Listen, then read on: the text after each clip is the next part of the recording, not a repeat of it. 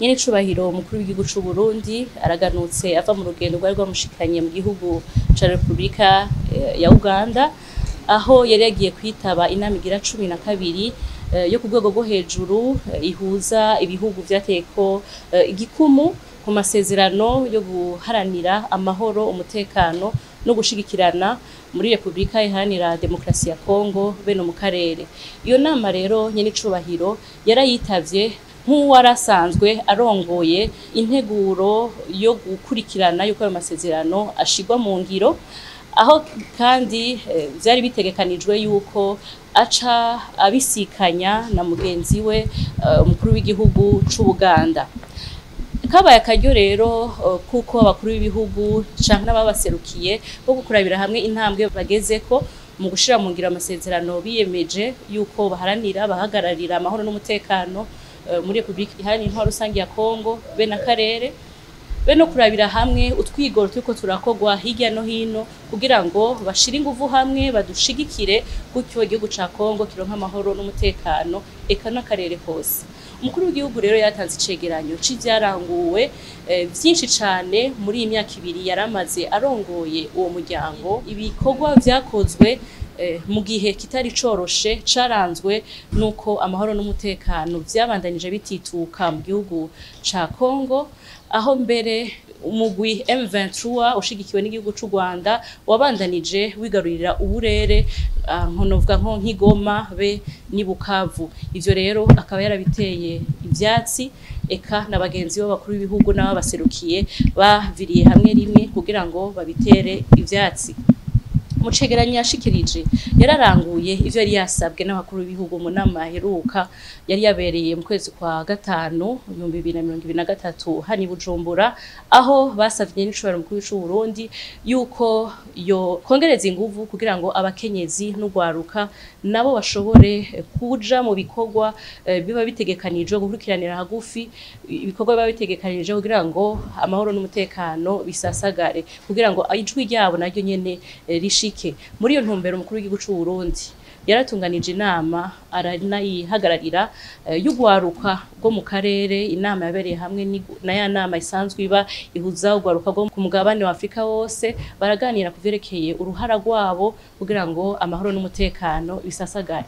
Harabereye kandi i Bujumbura nyene inama y'abakenyezi bo mu karere, aho naho nyene yarafise iyo ntumbero yuko ijwi ry'abakenyezi rishika kure kandi ryumvigwa kugira ngo amahoro n'umutekano bisasagare. Ivyo byose akaba yabikoze nk'ivyo yari yasabwe kandi akaba yabiranguranye ubuhizi.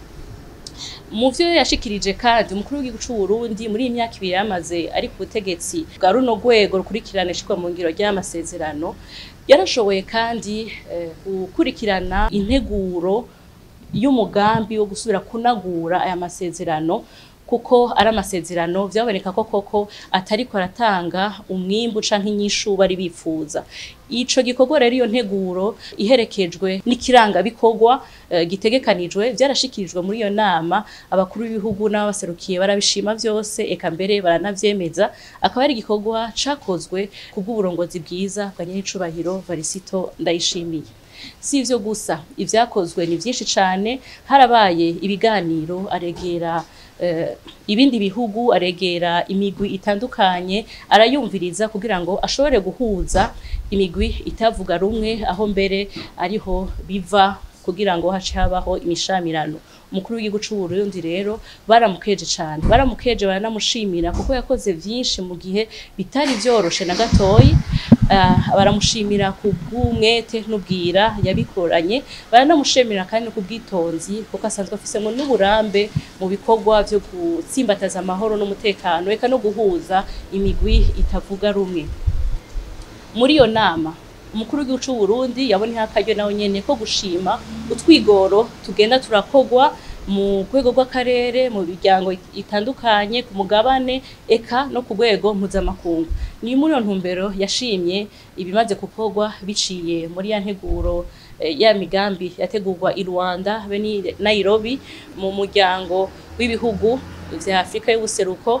Arashima ivyakozwe mu muryango w'ibihugu mu Afrika yo hagati biharanira ubutunzi, Communauté économique des États de l'Afrique Central, arashima ivyakozwe ku rwego bw'ubumwe bwa Afrika, arashima n'ivyakozwe no ku rwego mpuzamakungu, aho mbere hari ingingo igira 27 na 73 yasohotse yiyamiriza ibiriko biraba muri Republika Iharanira Intwaro Rusangi ya Kongo, akanasaba yuko vyoshirwa mu ngiro.